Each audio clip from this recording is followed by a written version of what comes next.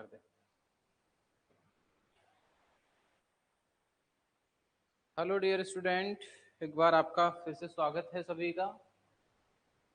फटाफट जुड़ जाइए लाइव क्लास से। हाँ, प्रियंका आ गई है क्लास में। और एक डाउट भी था, एक स्टूडेंट जिसने अपना डाउट मुझे मैसेज किया था। डाउट क्या था वो भी हम क्लास में डिस्कस कर लेते हैं। हाँ, नीतू भी आ गई है। What will be the soil texture if the contains 60% clay, 20% silt and 20% sand particles? जब तक बाकी लोग आते हैं तब तक हम एक छोटा सा क्वेश्चन डिस्कस कर लेते हैं। क्वेश्चन क्या है, एक स्टूडेंट है जेआरएफ का, उसने मुझे मैसेज किया था ये आज, तो मैं क्यों ना इसको सबके सामने एक बार डिस्कस कर लेते हैं। देखो ध्यान देना। क्वेश्चन ये है कि what will be the texture if the soil contains, यानी अगर सॉइल का आपको टेक्सचर बताना है, what will be the texture of soil, texture of soil अगर मान लीजिए कंडीशन क्या है, if the sand content is 60%। Second option देता है आपके पास कि सिल्ट कंटेंट जो होता है वो है 20%। थर्ड ऑप्शन देता है कि मान लीजिए क्ले का कंटेंट है वो है 20%। देखो, देन इसका सॉइल टेक्सचरल क्लास कौन सा होगा? ऑप्शंस की बात करें तो आपको पहला ऑप्शन देता है सैंडी क्ले। पहला ऑप्शन क्या देता है? Sandy clay. दूसरा ऑप्शन क्या देता है आपको? दूसरा ऑप्शन देता है क्लेज। थर्ड ऑप्शन में दे रखा है इसने सिल्टी क्ले। थर्ड ऑप्शन में दे रखा है सिल्टी लोम। फोर्थ ऑप्शन की अगर हम बात करें तो फोर्थ ऑप्शन में दे रखा है इसने लोमी सैंड। क्या दे रखा है? Loamy sand. चलिए सबसे पहले इस क्वेश्चन को डिस्कस करते हैं, देखते हैं देखिए कौन कौन से स्टूडेंट इसका सही से जवाब दे पाते हैं। अगर आपने थोड़ा बहुत इसको पढ़ा होगा तो डेफिनेटली आप इसका सही जवाब दे पाओगे। यहाँ आपके सामने कंडीशंस क्या क्या डाल रखी है वो फिर से रिपीट कर देता हूं आपको कि यहाँ सैंड का कंटेंट उस सॉइल में 60% है, उस सॉइल में सिल्ट का कंटेंट 20% है, और उस सैंपल में कितना परसेंट? 20% क्ले है। तो उसका इनमें से टेक्सचरल क्लास कौन सा होगा? पहला ऑप्शन आपका सैंडी क्ले है, दूसरा क्ले है, तीसरा सिल्टी क्ले है, अगला है लोमी सैंड। देखो पहली बात तो मैं आपको क्लियर कर देता हूं, इस टाइप का क्वेश्चन जब भी एग्जाम में आए तो एक चीज देख लेना, इसका जो आंसर निकलता है वो या तो निकलता है टेक्सचरल,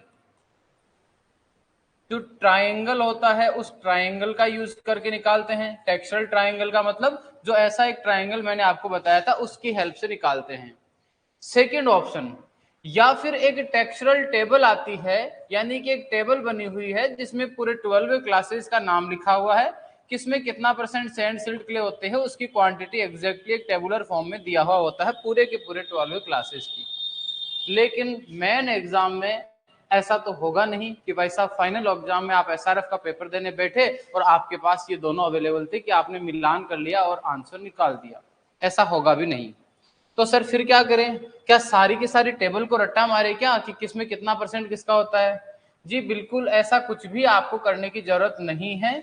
आपको टेक्सचरल ट्रायंगल में तो एक चीज का ध्यान रखना है, जो ट्रायंगल है उसमें तो मैंने आपको पढ़ाया तब भी बताया था कि यहां पर क्या है, यहां पर क्या है और यहां पर क्या है, कॉर्नर्स के ऊपर ध्यान रखना है। ट्रायंगल जो है उस ट्रायंगल का, जैसे मान लीजिए मैं आपकी तरफ मुंह करता हूं तो ट्रायंगल का भी लेफ्ट राइट कॉर्नर हुआ करता है। तो ट्रायंगल के टॉप के ऊपर अगर हम बात करते हैं तो यहां रहता है क्ले। कौन रहता है? यहां पर क्ले रहता है। यहां इस एंगल पे कौन रहता है? सैंड रहता है। और इस पे कौन रहता है? सिल्ट रहता है। ये चीज आपको ध्यान रखनी है। एक इसके एग्जैक्टली सेंटर के अंदर कौन सा सॉइल टेक्सचरल क्लास है, ये बातें आपको ध्यान रखनी है ट्रायंगल के बारे में। तो दूसरी इंपॉर्टेंट चीज कि सर फिर इसका आंसर कैसे निकालें, हमको तो एग्जैक्टली इनका परसेंटेज अलग अलग तो याद भी नहीं है। देखो ट्राई करते हैं, एक बार ऑप्शन को पढ़ने की तो कोशिश करो, शायद आंसर मिल जाए। पहला है सैंडी क्ले, हो सकता है, हमें पता नहीं। दूसरा है क्ले, मेरे हिसाब से आप इसको पढ़ते ही काट दोगे, क्योंकि किसी भी सॉइल को क्ले सॉइल कहने के लिए उसमें एटलीस्ट 35% उसके अंदर क्या होनी चाहिए? क्ले। 35 या 35% क्ले होगी तभी हम उसको क्ले सॉइल टेक्सचरल क्लास कहेंगे। तो एक ऑप्शन तो कट गया। अब कितने बचते हैं? 3 बचते हैं। देखो इसके अंदर एक वर्ड आ रहा है लोमी और इसमें भी आ रहा है लोमी। लोम का मतलब मैंने आपको पहले ही कहा था कि लोम का मतलब होता है जिसमें 40% तो होता है सिल्ट और 20% के आसपास रहता है 20% के आसपास रहता है क्ले। ऐसा अगर कॉम्बिनेशन सेट हो रहा है तो उसको हम लोग लोम टेक्सचरल क्लास नाम दे देंगे। क्लियर है। और यहां अगर लोमी के दो ऑप्शन है तो यहां एक ऑप्शन हमको सैंडी का भी दिख रहा है, यानी कि सैंडी की अगर हम बात करें तो सैंड टेक्सचरल क्लास में मैंने आपको कहा था कि 70% से ज्यादा तो इसमें क्या होना चाहिए, सैंड कंटेंट होना चाहिए। और दूसरा इसमें मैंने कहा था कि लगभग लगभग 15% से लेस देन इसमें क्ले होनी चाहिए। ये कंडीशंस मैंने आपको दी थी सैंड टेक्सचरल क्लास के लिए। यानी कि अगर हम परसेंट देखें तो 60 20 20, यानी इस वाले कॉम्बिनेशन के आसपास भी नहीं है ये दोनों भी अगर हम देखना चाहें तो। यहां पर तो सीधा ही सिल्टी लोम दे रखा है। तो एक बार के लिए मान लो ऐसा भी होता कि मान लो यहां पर इसको 45 या यूं कहें ये दोनों थोड़े बहुत आसपास भी होते ना तो हम लोग इसको मानने की कोशिश करते, लेकिन यहां तो 60 20 20 का कॉम्बिनेशन दे रखा है, यानी सिल्ट केवल कितनी है 20 है। यहां सिल्ट ही दे रखा है, इसका मतलब इसमें सिल्ट ज्यादा होनी चाहिए थी। सिल्ट 30% होती 35% होती तो हम कंफ्यूज होते सोचते, लेकिन ऐसा तो कुछ है ही नहीं, यहाँ तो बहुत कम सिल्ट दे रखी है। यानी कि ये लोम के आसपास का टेक्सचरल क्लास तो नहीं है, 60 20 20 का दे रखा है। तो फिर क्या करें सर, लोमी सैंड हो सकता है क्या? यहां आकर फिर हम कंफ्यूज होते हैं। लेकिन देखिए तो इन दोनों का जो डिफरेंस है क्या वो इसके आसपास भी है क्या? जी नहीं है, यानी लोम वाले ऑप्शन भी गलत होते हैं। तो आंसर इसका ये निकल के आ जाता है। लेकिन आंसर निकालने से पहले इसको श्योर भी कर लो कि सही है क्या। करते हैं श्योर। देखो इसने दे रखा है क्ले, हमने कहा था कि 15% से लेस देन क्ले होनी चाहिए, लेकिन इसने साफ साफ कह दिया है कि क्ले जो है वो 20% है, यानी 15% से ज्यादा क्ले है और ज्यादा क्ले होने की वजह से इसके अंदर आ गया क्ले वर्ड यूज कर लिया गया। पहली बात तो सही सेट हो रही है। दूसरी बात, सैंड 70% जो है इससे ज्यादा होगी तब तो सोचेंगे नहीं, उसको सिर्फ सैंडी कह देंगे। लेकिन सैंड इससे जस्ट थोड़ी सी कम है, 60% है, यानी कि सैंडी क्ले इसका नाम हो जाएगा इस टेक्सचरल क्लासेस का। तो इस तरह के क्वेश्चन बेसिकली एग्जाम में आते नहीं हैं, लेकिन अगर फिर भी इस तरह के क्वेश्चन एग्जाम में पूछे जाते हैं तो आप ऑप्शंस के विभाग से इनका आंसर निकाल सकते हो। यहां डायरेक्टली दे रखा है कि एक तो यहां इंपॉर्टेंस है सैंड का और एक इंपॉर्टेंस है क्ले का। अगर हम लोम वाले ऑप्शनों को डिस्कस करने की कोशिश करें तो इनका परसेंटेज ऑलमोस्ट बराबर हमको चाहिए था, लेकिन बराबर तो ये है नहीं, इनमें तो बहुत सारा डिफरेंस है, 60 20 20 का डिफरेंस है। यानी सिल्ट लोम वाले दोनों ऑप्शन अपने आप कट जाते हैं। क्ले हम नहीं कह सकते क्योंकि 35% से ज्यादा हमको क्ले चाहिए, ये भी कट जाता है, लास्ट ऑप्शन बच जाता है। और इसको अश्योर करने के लिए हमें पता है कि सैंड का कंटेंट ज्यादा है, तो ये देखो ये लिखा हुआ है सैंड ज्यादा है। और उकले है वो अगर मान लीजिए 15% से कम होनी चाहिए थी, लेकिन है कितनी 20%, 15 से ज्यादा है। तो राइट आंसर इसका कौन सा आ जाएगा, ये वाला राइट आंसर रहेगा। इस तरह के क्वेश्चंस अगर आपको कोई डाउट देते हैं तो आपको कोई टेंशन लेने की बिल्कुल भी जरूरत नहीं है। आप मुझे जो क्वेश्चन इस तरह का लगे आप मुझे टेक्स्ट मैसेज छोड़ दीजिएगा या मुझे व्हाट्सएप के ऊपर अपना जो क्वेश्चन है उसको छोड़ देना।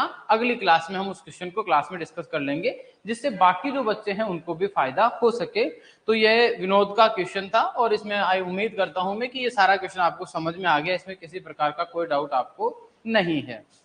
साथ ही साथ जेआरएफ वाले जो स्टूडेंट है उनके लिए एनवायरमेंट साइंस और जो रिमोट सेंसिंग है वो बहुत इंपॉर्टेंट है। और एनवायरमेंट साइंस में से सबसे ज्यादा क्वेश्चन आते हैं एक्ट से रिलेटेड, यानी बहुत सारे एक्ट है, आपको याद हो तो इस तरह से बहुत सारे एक्ट आपने पढ़े होंगे, forest act, pollution act, noise act, या बहुत सारे प्रोटोकॉल्स आपने पढ़े होंगे, जैसे जापान का क्योटो प्रोटोकॉल है, तो इनमें क्या हुआ, कहाँ हुआ, कब हुआ, ये सारी डेट वगैरह हमको याद करनी होगी।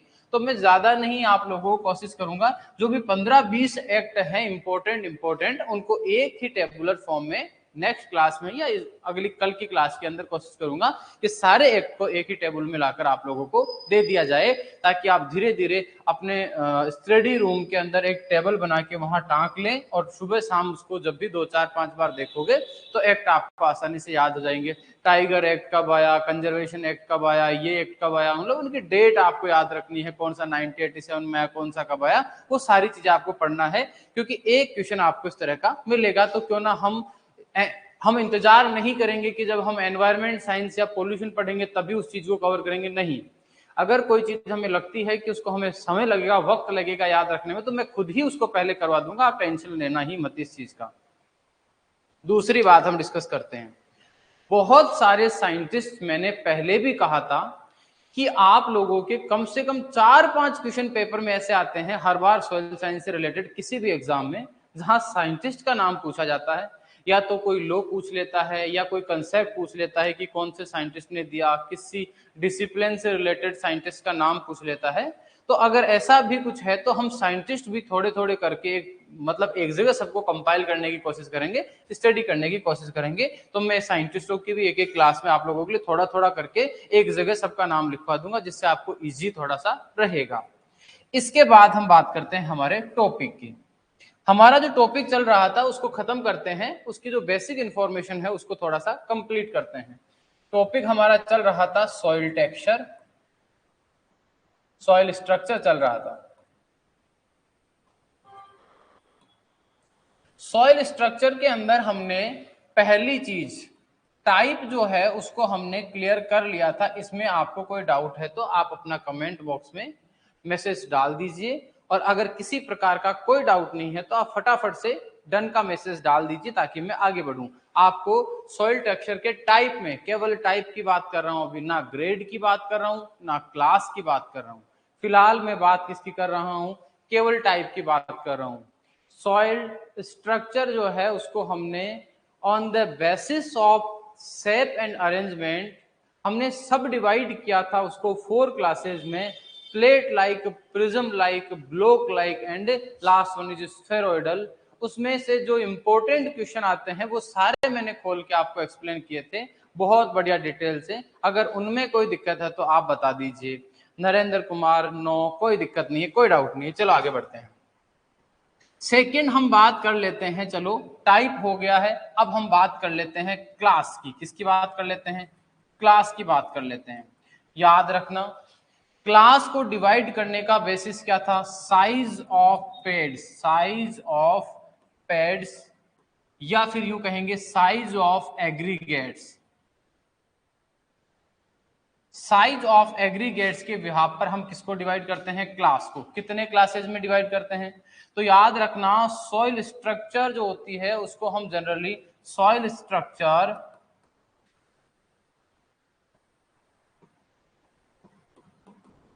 Divided into 5 classes on the basis of size of peds या एग्रीगेट। किसके बेसिस पर, ऑन द बेसिस ऑफ, अगर हम बात करते हैं तो साइज के बेसिस पर हमने कितने 5 क्लासेस के अंदर डिवाइड इसको कर रखा है।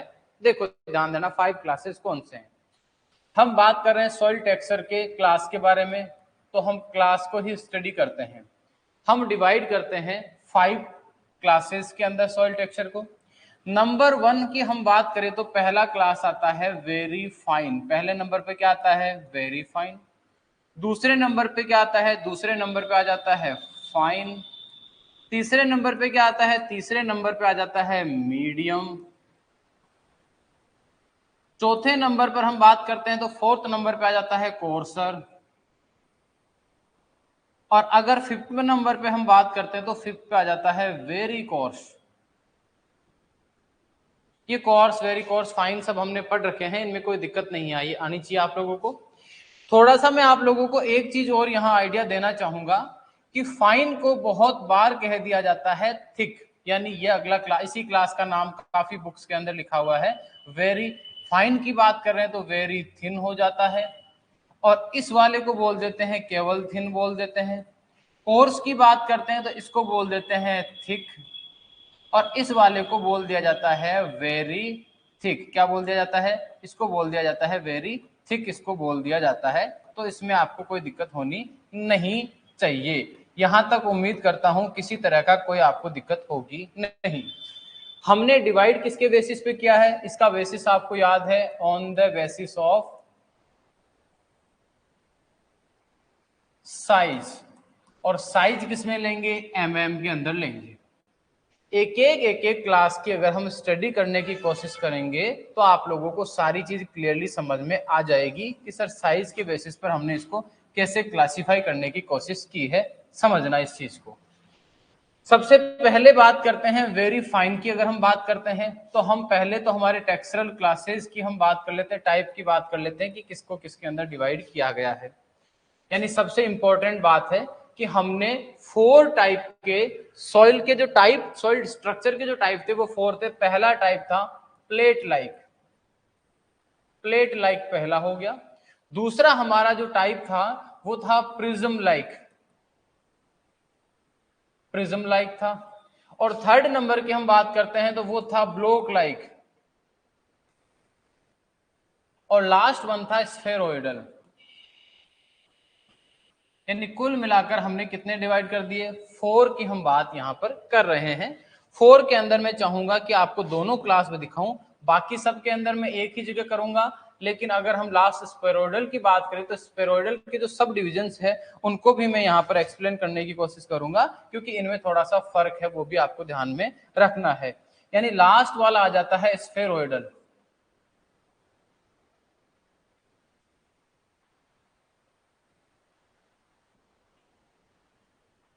और स्फेरोइडल के सब डिविजन्स की बात करें तो आपको याद होना चाहिए कि यहाँ 2 सब डिविजन थे, जिनमें आपको याद हो तो एक तो था ग्रेनुलर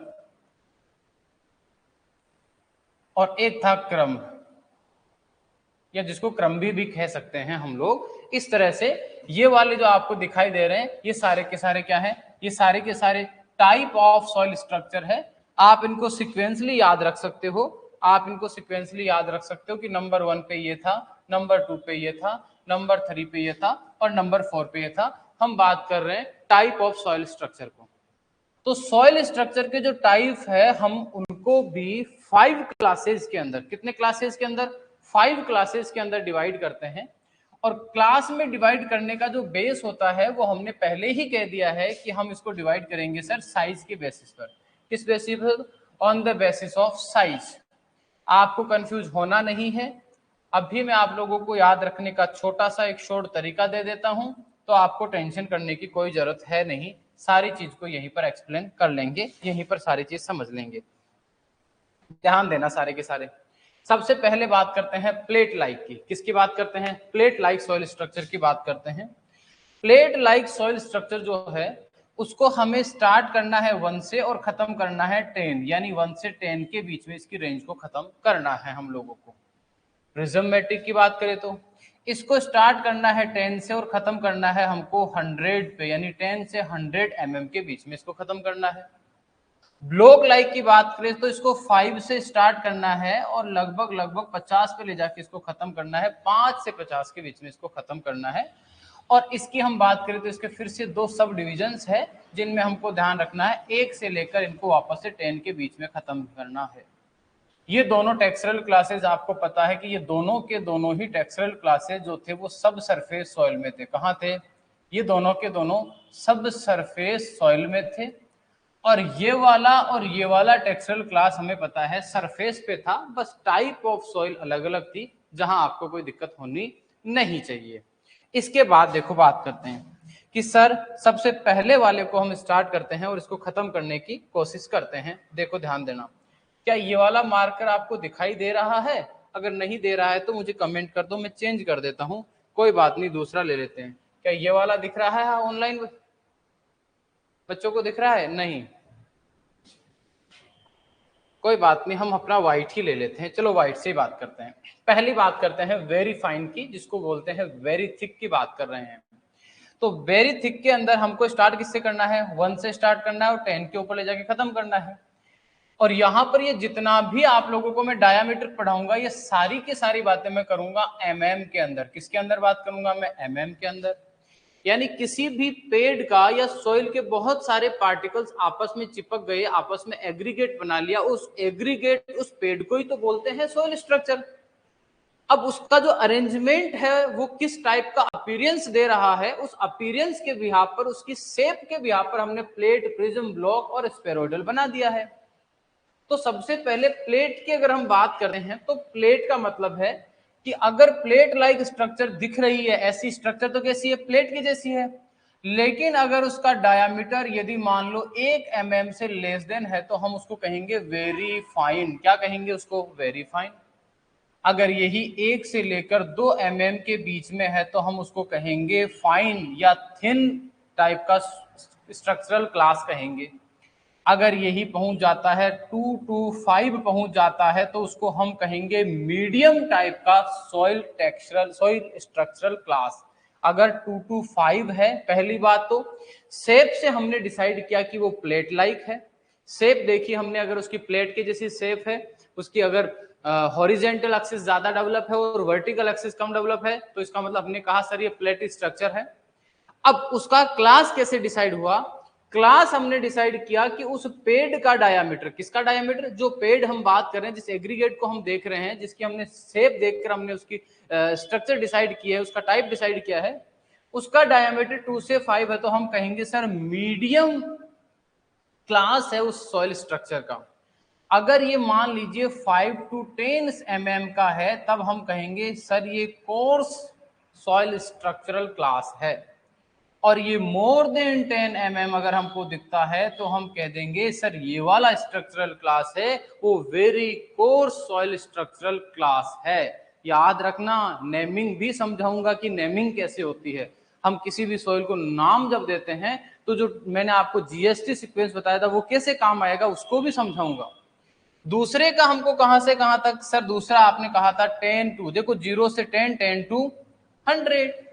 अगर मान लीजिए 10 mm से लेस देन है तो हम आंख बंद करके कहेंगे वेरी फाइन प्रिज्म लाइक, उसका जो प्रिज्मेटिक सॉइल स्ट्रक्चर है, उस प्रिज्म लाइक सॉइल स्ट्रक्चर का जो क्लास है वो वेरी फाइन है अगर उसका डायमीटर 10 mm से लेस देन है तो। सेकंड, अगर यही सर पहुंच जाता है 10 से 20 तब हम क्या कहेंगे?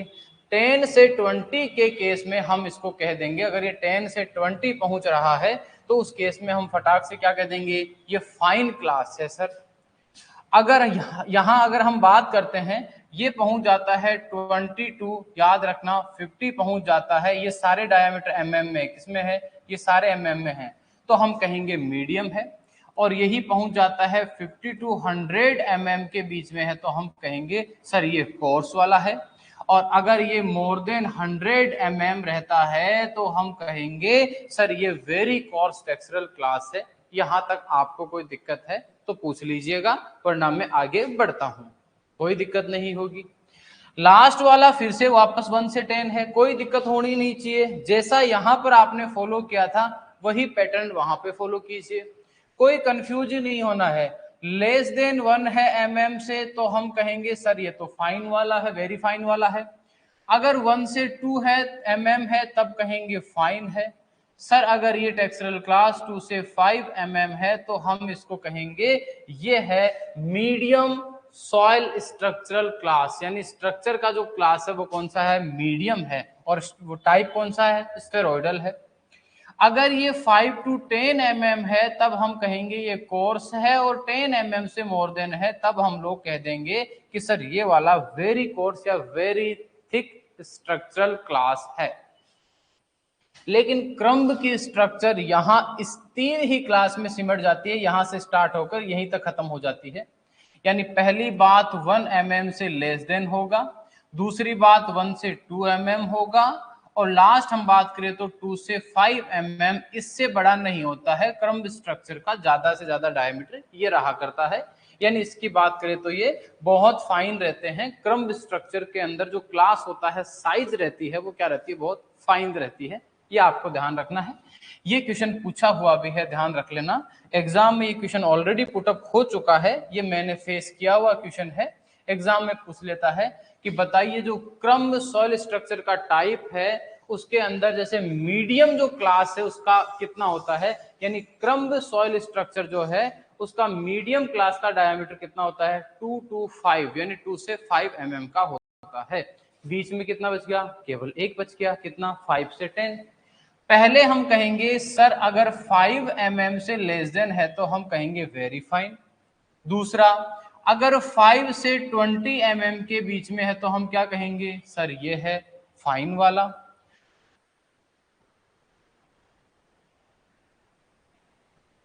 यहां 10 ले लेंगे पहले, 10 वाला आएगा पहले। 5 से अगर 10 mm का है तो दूसरा, 10 से 20 mm का है तो तीसरा, 20 से अगर 50 mm का है तो हम कहेंगे कोर्स वाला, और मोर देन 50 mm वाला है तो हम कह देंगे सर ये वाला वेरी कोर्स स्ट्रक्चरल क्लास है। इस टेबल से ज्यादा क्वेश्चन आते नहीं है, लेकिन इसमें से रेंज का क्वेश्चन पक्का बनता है, वो आपको ध्यान रखना है कि क्रम्ब की रेंज कहां से कहां तक है, 1 से लेकर 5 mm तक है, या फिर यूं कहें स्फेरॉइडल की रेंज कितनी है, तो स्फेरॉइडल की रेंज 1 से 10 mm तक है। याद रखना इनकी यूनिट क्या है, इनकी यूनिट mm में है। किस में है, इसकी यूनिट mm में है। इन सब की यूनिट किस में है, mm में है। कोई दिक्कत नहीं होनी चाहिए। दोनों के दोनों जो सब सरफेस वाले सॉइल टेक्सचरल के क्लास से इनकी साइज ज्यादा होती है, 10 to 100 और 5 to 50 रहती है। किसकी हम बात करें तो ब्लॉक लाइक की रहती है, और प्लेट लाइक की रहती है 1 से 10। ये रेंज आप ध्यान रखना, बाकी अंदर तो आप 2 मिनट लगेगी बनाने में, आपको कोई दिक्कत नहीं आएगी। कुल मिला के यहां हमने क्या समझा या क्या सीखने की कोशिश की, उस चीज को मैं एक्सप्लेन वापस से कर रहा हूं। मैंने कहा कि सोइल जो स्ट्रक्चर है, सोइल स्ट्रक्चर को हमने 5 क्लासेस के अंदर डिवाइड किया है। 5 क्लासेस में सर ये 5 क्लास कौन से हैं? पहला क्लास है वेरी फाइन, दूसरा क्लास है फाइन, तीसरा क्लास है मीडियम, चौथा क्लास है कोर्स, अगला है वेरी कोर्स। कुल मिला के 5 नाम याद रखने हैं कि भैया इसके क्लास कितने होते हैं स्ट्रक्चर के। सोइल माफ करना, मैं बहुत बार स्ट्रक्चर की जगह मुंह से टेक्सचर वर्ड जल्दबाजी में निकल जाता है, तो आप लोग इसको जहां जहां अगर गलती से कहीं पर टेक्सचर वर्ड निकला है तो आपको उसको स्ट्रक्चर ही समझना है ना। ऐसा नहीं कि सर ने तो टेक्सचर नाम लिया था, टेक्सचर नहीं, हम स्ट्रक्चर पढ़ रहे हैं, मैं स्ट्रक्चर की ही बात कर रहा हूं। तो यहां आपको 5 नाम, वेरी फाइन सबसे छोटा, फिर फाइन, फिर मीडियम, फिर कोर्स, फिर वेरी कोर्स, यहाँ 5 टाइप के क्लास है। मैंने आपको स्टार्टिंग क्लासों में इनका सीक्वेंस याद करने का तरीका बताया था। फिर मैंने आपको क्या कहा, मैंने कहा 4 टाइप की आपकी सॉइल स्ट्रक्चर है, और 4 टाइप की सॉइल स्ट्रक्चर में आपको रेंज याद रखनी है। फर्स्ट और लास्ट की रेंज एक बताई है, ये देखिए 1 से 10, ये देखिए 1 से 10, दोनों क्या है, सेम है। डिफरेंस कहां है, बीच वाले में है, और बीच वाले में क्या किया है, डिवाइडेड बाई 2, कुछ भी नहीं करना है। 1 से 10 इसका याद करना, ये वाली रेंज इधर डाल दो, पहली चीज क्लियर है। दूसरी चीज 1 से 10 तक ये खत्म हुआ, ये स्टार्ट होता है 10 से 100, और किया क्या है, कुछ भी नहीं किया, इसको डिवाइड कर दीजिए 10 से। इसको जैसे ही 2 से डिवाइड करोगे तो 5, 10 का हो गया 5 और 100 का हो गया 50, यानी इसका जस्ट आधा है बीच वाले का रेंज। और नेक्स्ट लास्ट की बात करें तो वो सिमिलरली वापस फर्स्ट आ जाता है। तो अगर आप 2 मिनट ठीक से इस टेबल को ध्यान देके के समझते हो, या जो मैंने आपको याद रखने के लिए कुछ कंसेप्ट वाली चीजें बताई, अगर आप उनको अप्लाई भी करके देखते हो ना, तो मेरे हिसाब से इस टेबल को आप पूरी जिंदगी नहीं भूल सकते। आपको ज्यादातर ध्यान रखना स्फेरॉइडल सॉइल स्ट्रक्चर की, तो अगर हो सकता है तो मेरा मानना है आप रेंज याद कर लेना, थोड़ा सा ठीक रहता है। रेंज सबकी याद रखनी है, पर इसका अगर आपको याद रह जाता है क्लासेस भी, तो आप लोग याद कर लेना, ये अच्छी चीज है, या यूं कहें काम की बात है ये। इसके बाद चलते हैं आगे, इसके जस्ट बाद हम आगे बढ़ते हैं। तो नेक्स्ट हमारे नंबर पे या थर्ड नंबर की हम बात करते हैं, तो थर्ड नंबर पे आ जाता है ग्रेड। क्या आ जाता है, ग्रेड आ जाता है। देखो ध्यान देना, अब ग्रेड क्या है, ग्रेड, ग्रेड का मतलब है हमने जो पेड या एग्रीगेट है उसकी ड्यूरेबिलिटी, देखो एक वर्ड यूज किया था मैंने, ड्यूरेबिलिटी।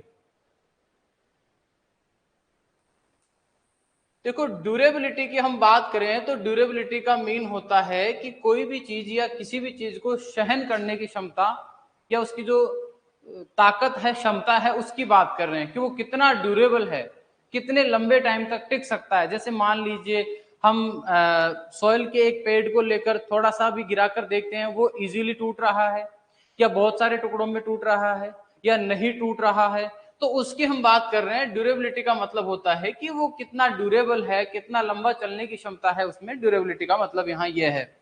तो यहाँ आपको दो शब्द याद रखना है। डिस्टिंक्टनेस का मतलब होता है स्पष्टता, वो कितने अच्छे तरीके से उसका फॉर्मेशन हुआ है, वो कितना सुस्पष्ट क्लियरली फॉर्मेशन उसका हुआ है। तो हमने पहली बात तो ग्रेड की हम बात करते हैं तो ग्रेड कितने होते हैं, 4 होते हैं। ग्रेड की हम बात करते हैं तो पहली इंपॉर्टेंट चीज जो है कि जो सॉइल स्ट्रक्चर ग्रेड है वो कितने होते हैं, सॉइल स्ट्रक्चरल जो ग्रेड होते हैं या सॉइल स्ट्रक्चर को हम कितने ग्रेड्स में डिवाइड करते हैं, 4 ग्रेड में डिवाइड करते हैं। क्लास कितने हैं, 5 है, टाइप कितने हैं, 4 है। सेकेंड इंपॉर्टेंट चीज कि सर ये जो ग्रेड डिवाइड किए हमने, ये किस बेसिस पे है, इनका बेस क्या है या किसके ऊपर बेस्ड है, तो याद रखना बेस्ड ऑन, किसके ऊपर बेस्ड है, दो चीजें ली है हमने।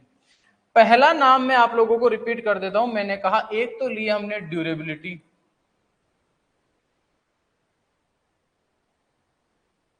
दूसरा हमने लिया है डिस्टिंक्टनेस।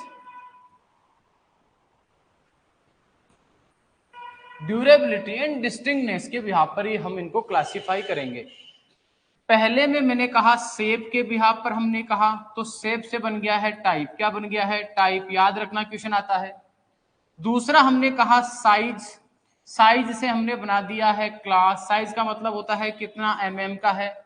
शेप का मतलब है वो कैसा दिख रहा है, प्लेट के जैसा दिख रहा है, पिलर के जैसा दिख रहा है, गोल दिख रहा है, कैसा दिख रहा है, जैसी शेप है वैसा ही हमने टाइप बना दिया। और लास्ट हम बात कर रहे हैं ग्रेड की, किसकी बात कर रहे हैं, ग्रेड की। तो ग्रेड में हमने क्या किया है, ड्यूरेबिलिटी और डिस्टिंक्टनेस के बिहाफ पर हमने उसको क्लासिफाई करने की कोशिश की है। और कितने क्लास बना दिए हैं, 4। एक एक क्लास को स्टडी करते हैं। देखो इधर ध्यान दो, पहले नंबर पर ए अगर हम बात करते हैं तो फर्स्ट नंबर पे जो ग्रेड आता है उसको बोलते हैं structural S, structural S soil structure grade. दूसरे नंबर पे आ जाता है, ध्यान रखना, वीक। तीसरे नंबर पर अगर सी की हम बात करते हैं, थर्ड नंबर की अगर हम बात करते हैं तो थर्ड नंबर पे आ जाता है मॉडरेट। और फोर्थ नंबर की अगर हम बात करते हैं तो फोर्थ नंबर पे आ जाता है स्ट्रॉन्ग। तो पहली बात तो ये कि आप लोगों को क्या होता है वो बाद की बात है, पहले आपको ये पता होना चाहिए कि ये 4 क्लासेज है कौन कौन से। पहला जो ग्रेड है वो होता है स्ट्रक्चरलेस, दूसरा होता है वीक, तीसरा है मॉडरेट, चौथा है स्ट्रॉन्ग। यानी एक स्ट्रॉन्ग है, एक वीक है, बीच वाला मीडियम या मॉडरेट है और ऊपर बचाता है स्ट्रक्चरलेस। टोटल कितने हो गए, 4 ग्रेड है भैया, इसमें तो कोई दिक्कत होनी ही नहीं चाहिए। स्ट्रक्चरल लेस जो है वो खुद चीख चीख के कह रहा है कि कोई स्ट्रक्चर होती ही नहीं है सॉइल की, यानी कि स्ट्रक्चरल लेस खुद चीख चीख के कह रहा है कोई स्ट्रक्चर नहीं है भैया, वहां पेड़ बन ही नहीं रहा है। क्योंकि हमने सारी चीजों में एक वर्ड यूज किया है जिसको बोलते हैं पेड, या जिसको बोलते हैं, हमने कहा है एग्रीगेट। क्या कहा है, एग्रीगेट वर्ड हमने यूज किया है, चाहे वो क्लास हो चाहे वो टाइप हो, हर जगह हमने यूज किया है कि पेड़ जो है वो हॉरिजॉन्टली ज्यादा डेवलप होगा, वर्टिकली कम होगा, ये होगा वो होगा।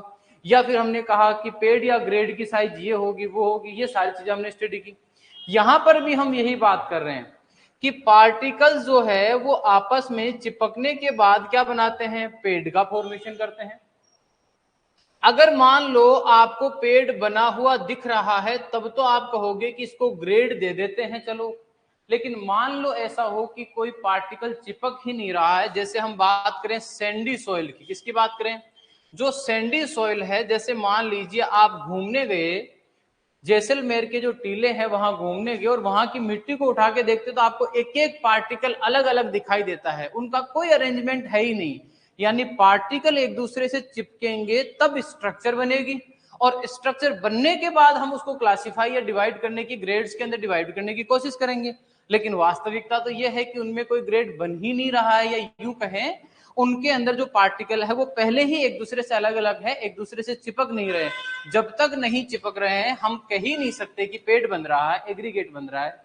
तो हम डायरेक्टली यहां क्या कह देंगे, हम डायरेक्टली या कह देंगे कि there is no visible ped and aggregate, कि यहां पर कोई विजिबल पेड एग्रीगेट दिखता ही नहीं है।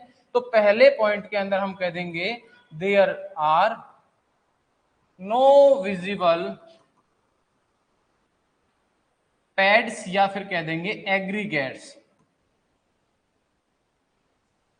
तो कुल मिला के काम की बात इतनी सी कि नो विजिबल पेड, कोई पेड दिखाई ही नहीं देता है भैया इसके अंदर। तो इसका मतलब स्ट्रक्चर बनती नहीं है, स्ट्रक्चर लेस है।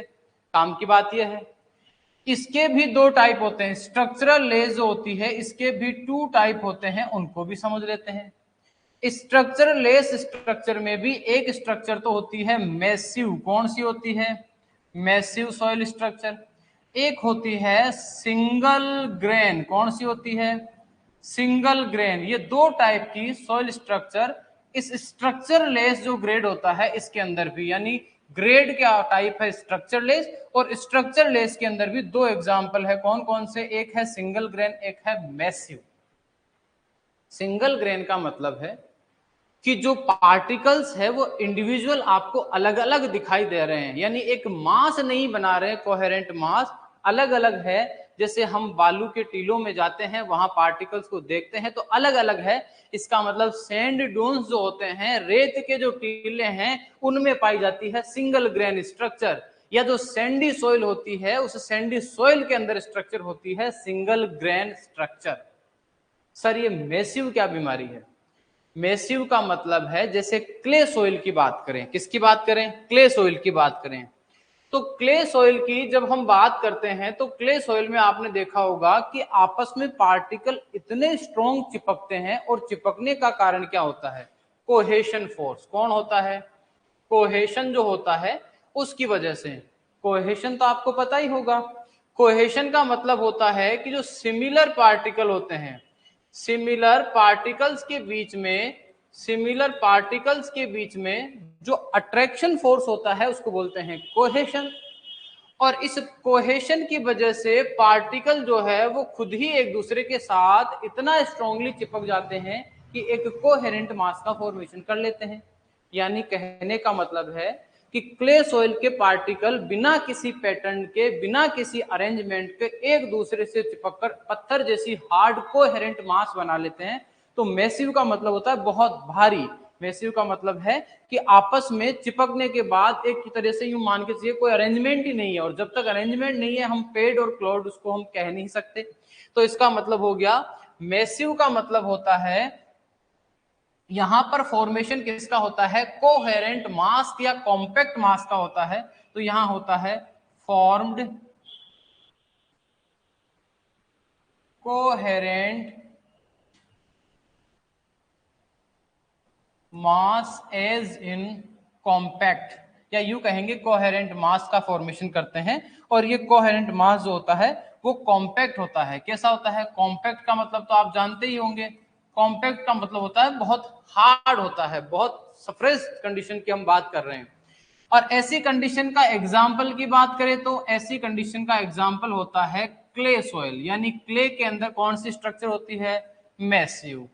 जेआरएफ एसआरएफ के अंदर सबसे इंपॉर्टेंट क्वेश्चन बन जाता है, सीधा सीधा एग्जाम में क्वेश्चन आता है कि बताइए भैया आप लोग कि क्ले जो है वो कौन सी स्ट्रक्चर रहती है, मैसिव या single grain?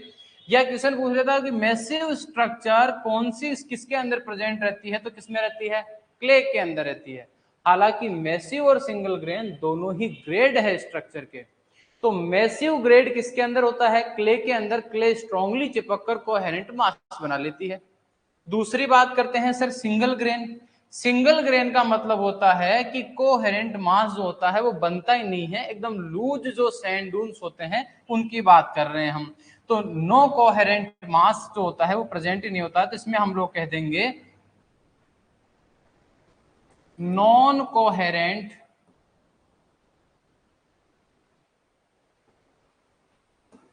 As in loose sand dunes. याद रखना सैंड डून्स या जो रेत के टीले हैं हम उनकी बात कर रहे हैं। रेत के टीलों के अंदर ये सिंगल स्ट्रक्चर जो या ग्रेन स्ट्रक्चर है ये पाई जाती है। इसके एग्जाम्पल के तौर पर आप एक चीज और याद रख सकते हो कि जो सैंडी सॉइल है, अगर उसके ग्रेड की बात की जाए तो सैंडी सॉइल का जो ग्रेड होता है वो भी कौन सा होता है, याद रखना, वो भी होता है सिंगल ग्रेन। कौन सा होता है, सिंगल ग्रेन। और क्ले के लिए क्या बता दिया मैंने, मैसिव। उम्मीद करता हूं कि ये बात आपको समझ में आ गई है। अगर आपको ये बात प्रॉपर समझ में आ गई है तो मैं चाहूंगा आप कमेंट के अंदर फटाक से लिख के भेज दे यस डन मामला। और अगर आपको वापस से समझने की जरूरत है तो वह भी आप लोग कमेंट में फटाफट से जवाब दीजिए। देखते हैं किसका जवाब सबसे पहले आता है। अगर ये बात जो मैंने आपको समझाई है वो प्रॉपर वे में आपके दिमाग में फीड हो गई है, आप इसको समझ गए हो कि सर क्या चीज कहना चाह रहे हैं, ठीक है, ओके डन। हाँ, नरेंद्र कह रहा है यस सर आ गई है। अरे भाई बाकी के लोग सो रहे हो क्या, नीतू चोपड़ा भी कह रही है यस सर, ठीक है, बहुत बढ़िया। तो कुल मिला के ग्रेड है 4, जिसमें पहला ग्रेड है स्ट्रक्चरलेस। स्ट्रक्चरलेस के अंदर हमको नो विजिबल पेड, पेड ही नहीं दिखते हैं, ग्रेन खुद ही अलग अलग पड़े हुए दाने, या फिर बहुत सारे एक जगह चिपक गए जिनका अरेंजमेंट नहीं है।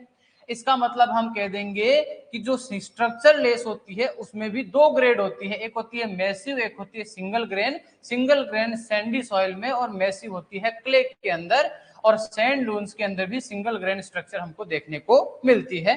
ये बात आपको यहां पर समझ में आ गई होगी। इसके बाद अगर हम बात करें तो दूसरे स्ट्रक्चर को, ये आपके 4 स्ट्रक्चर है, तो मैं सेकंड स्ट्रक्चर को बात कर लेता हूं, वीक की बात कर लेता हूं। चलो इनको आगे वाले पेज पर कर देते हैं, कोई दिक्कत नहीं है, कोई दिक्कत नहीं है। लो आगे वाले पे इनको समझने की कोशिश कर लेते हैं, ठीक है। यानी सेकंड नंबर पर हम बात करते हैं तो सेकंड नंबर पे आ जाता है वीक। थर्ड नंबर पे हम बात करते हैं तो आ जाता है मॉडरेट। और फोर्थ नंबर पे हम बात करते हैं तो फोर्थ नंबर पे आ जाता है स्ट्रॉन्ग।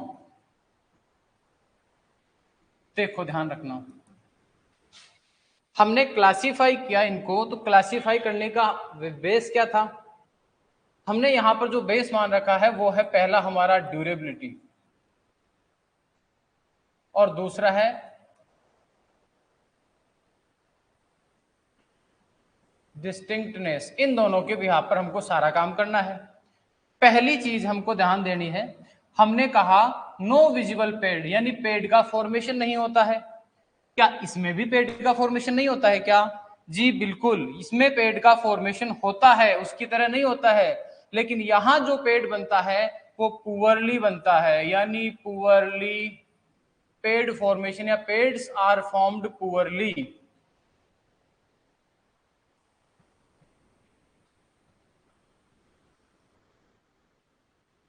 यहां वाले होते हैं वेल फॉर्म्ड, और यहां होते हैं वेरी वेल फॉर्म्ड।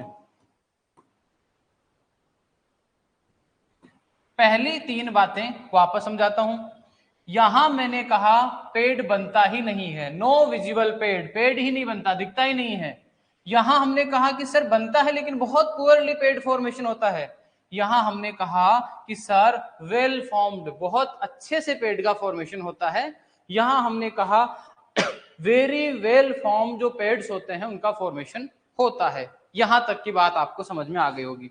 तो सर फिर इनके अंदर और क्या डिफ्रेंशिएट किया, इनके बीच में और डिफ्रेंशिएट करने के लिए यहां पर जो पेड का फॉर्मेशन होता है वो नॉन ड्यूरेबल और इनडिस्टिंक्ट होते हैं, यानी कि पेड बन गया है बहुत पुअरली लेकिन वो ड्यूरेबल नहीं होता है, और ना ही उसमें डिस्टिंक्टनेस होती है। यानी इसमें क्या कहेंगे, पुअरली फॉर्म्ड पेड का फॉर्मेशन होता है। और साथ में याद रखना ये जो पेड होते हैं ये कैसे होते हैं, peds are non durable and indistinct, indistinct. पहली चीज क्लियर है। इस वाली के अंदर अगर हम बात करें तो सर वेल अगर फॉर्मेशन हो रहा है, वेरी वेल फॉर्मेशन हो रहा है, तो हम कह देंगे कि जो पेड्स है वो क्वाइट ड्यूरेबल एंड डिस्टिंक्ट है, यानी कि पेड्स का जो फॉर्मेशन हुआ है, peds are quite durable and distinct.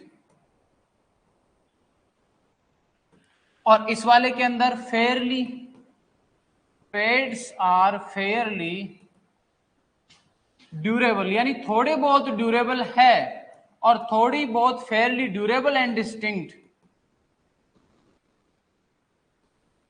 यानी डिस्टिंक्टनेस और जो ड्यूरेबिलिटी है वो क्या है, इसमें फेयरली है, इसमें क्या है, नॉन है, इनडिस्टिंक्ट है, इसमें क्या है, क्वाइट है, बहुत अच्छी है, बहुत अच्छे से ड्यूरेबिलिटी और डिस्टिंक्टनेस है, डिस्टिंक्टनेस एंड ड्यूरेबिलिटी दोनों बहुत अच्छी है। यहां फेयरली ड्यूरेबल और डिस्टिंक्टनेस है और यहां पर नॉन ड्यूरेबल है, ड्यूरेबिलिटी नहीं है, हालांकि पेड का फॉर्मेशन तो हो गया है, यानी poorly formed paid, well formed paid और यहां वेरी वेल फॉर्म्ड पेड होते हैं। ठीक है मेरी बात? तो इस तरह से आप लोगों को ग्रेड को डिसाइड करने के लिए कि कौन सा ग्रेड होगा, हाँ, थिन और थिक वर्ड का यूज सर ओनली प्लेटी स्ट्रक्चर के लिए करते हैं, यही सब।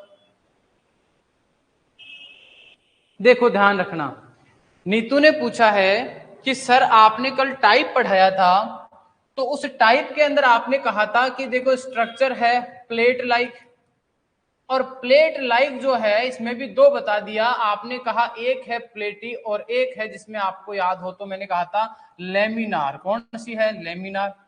मैंने कहा अगर ये स्ट्रक्चर थिन है, थिन का मतलब पतली है, तो हम उसको बोलेंगे लेमिनार। थिन किसी के लिए यूज नहीं कर रहे हम बेटा, यहां लेमिनार थिन की वजह से, थिन शब्द की वजह से नहीं कह रहे हैं। लेमिनार का मतलब है कि भैया इसका अपीयरेंस तो प्लेट के जैसा दिख रहा है, इसकी ये वाली एक्सिस ज्यादा डेवलप है, इसकी वर्टिकल एक्सिस कम डेवलप है, लेकिन कुछ पेड़ तो हमको ऐसे दिखते हैं जो बिल्कुल पतले से होते हैं और कुछ पेड़ हमको ऐसे दिखते हैं सर जो थोड़े से मोटे होते हैं। तो जो मोटे होते हैं यानी उनको थिक, थिक का मतलब होता है मोटा, तो थिक है अगर तो हम कहेंगे प्लेटी, और लेमिनार है यानी कि वो होगा थिन, अगर पतला है तो उसको हम बोलेंगे लेमिनार। तो हम यहाँ थिन थिक का मतलब है अगर ये स्ट्रक्चर थोड़ी साइज में थिकनेस ज्यादा है तब तो प्लेटी है, और इसकी थिकनेस अगर कम है तो हम लेमिनार कहेंगे। दूसरी बात, सर आपने यही तो वर्ड यहाँ पर भी तो यूज किए हैं, कमाल हो गया ये तो, कि सर आपने देखो यहाँ पर भी थिन, थिन और थिक शब्द का यूज आपने किया है। देखो वेरी कोर्स, कोर्स का मतलब होता है मोटा, तो मैंने यहाँ पर यह कहा वेरी कोर्स, वेरी थिक बहुत मोटा। यहां मैंने कहा है थिन, थिन का मतलब पतला, अरे फाइन का मतलब भी क्या होता है, पतला, बहुत पतला। तो यहां आप लोगों को कंफ्यूज नहीं होना है कि सर वो वहां पर सिर्फ इसके लिए ही यूज करते हैं, तो ये तो वर्ड है बेटा, अलग अलग जगह अलग अलग यूज हो सकते हैं, वहां आपको समझना था उसका मीन कि मैं कहना क्या चाह रहा था आप लोगों को। इसके बाद हम बात करते हैं, अब बात कर लेते हैं सॉइल स्ट्रक्चर नेमिंग की बात कर लेते हैं। किसकी बात कर लेते हैं? नेमिंग की, यानी नेमिंग ऑफ सॉइल स्ट्रक्चर।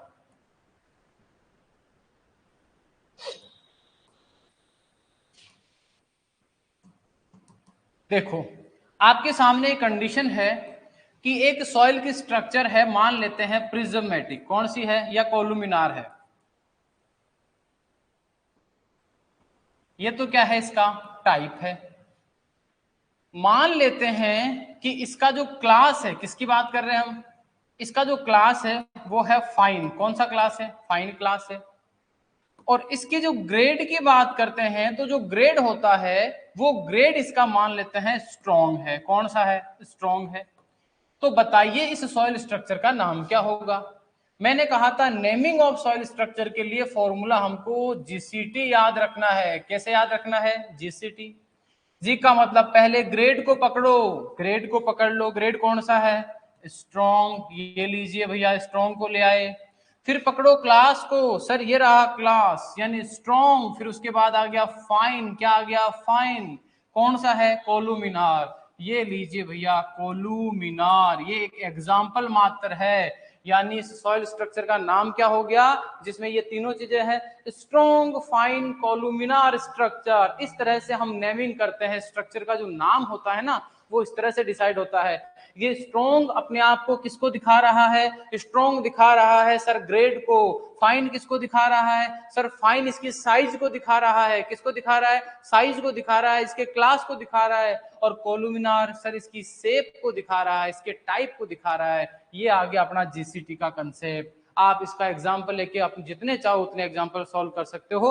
उम्मीद मुझे ये है कि आपने इस पूरी बात को बहुत अच्छे से कैप्चर कर लिया होगा, इसमें किसी तरह का कोई डाउट आप लोगों के नहीं रहा होगा। यानी सॉइल स्ट्रक्चर की बेसिक इंफॉर्मेशन आप लोगों के सामने कंप्लीट हो चुकी है। अगर आप लोगों को इसके रिगार्डिंग किसी भी तरह का कोई भी डाउट है तो आप फटाफट पूछ सकते हो, और अगर कोई डाउट नहीं है तो आज के लिए इतना काफी है। मिलेंगे नेक्स्ट क्लास में। अब सॉइल स्ट्रक्चर को मैनेज कैसे करते हैं, सॉइल स्ट्रक्चर का सॉइल की प्रॉपर्टीज पे क्या इफेक्ट आता है, अरे सॉइल स्ट्रक्चर को डिटरमाइन कैसे करते हैं, ये सारी बातें हमको पढ़नी है। सॉइल स्ट्रक्चर बहुत बड़ा टॉपिक है। देखो, हो सकता है प्री पीजी में आप में से कुछ बच्चे मेरे से पढ़े हुए हों, उनको इतना डिटेल से पढ़ाया ही नहीं जाता है। प्री पीजी के हिसाब से भी ये जो पढ़ा दिया ये भी बहुत, मान के चलो 3 गुना ज्यादा पढ़ा दिया, इतना काम का ही नहीं है उनके।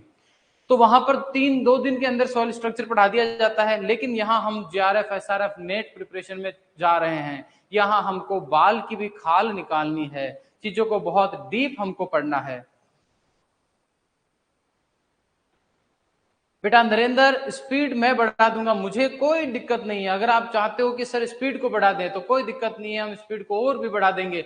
लेकिन फिर आप लोग ये कहोगे कि सर जल्दी जल्दी क्या बोल गए, हमको कुछ पता ही नहीं चला। तो स्पीड स्लो होना बड़ी बात नहीं है, बड़ी बात ये रहती है, ध्यान रखना कि क्या जो कंसेप्ट, जो चीजें आपको मैंने माइंड में डाली है, क्या वो प्रॉपर आपके सही जगह फिट हो गई। क्योंकि बेटा आप लोग टाइम की टेंशन करने छोड़ दो, अभी मंथ की बात करते हैं। कौन सा मंथ चल रहा है?